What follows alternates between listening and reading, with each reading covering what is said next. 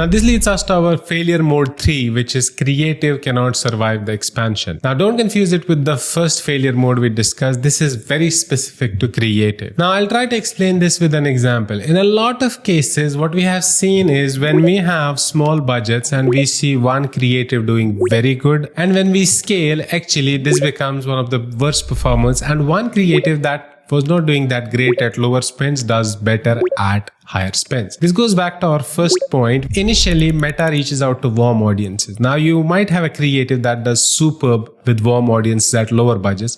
When you scale, because Meta is now going to colder audiences, this specific creative, which was doing good in warm audiences, is not doing good at cold audiences. You had at lower spends, you had this creative doing good. When you try to scale, you move this creative to the scaling campaign, or you just increase the budget, pause the low performers, and then you are like, why is this creative not doing great? Now the symptoms for this is very easy to predict. When the frequency has started dropping, the CTR of this creative will drop a lot. The CVR will drop as well. And the CPA of course will increase. So the solution for this is pretty simple. You need to create a creative system. What I mean by creative system is you need to explore new angles. You need to understand new primary text that you think will be engaging for this particular persona and this particular avatar. A lot of people think that scaling is just vertical, which means we just increase the budget and we will scale. No, it's not like that.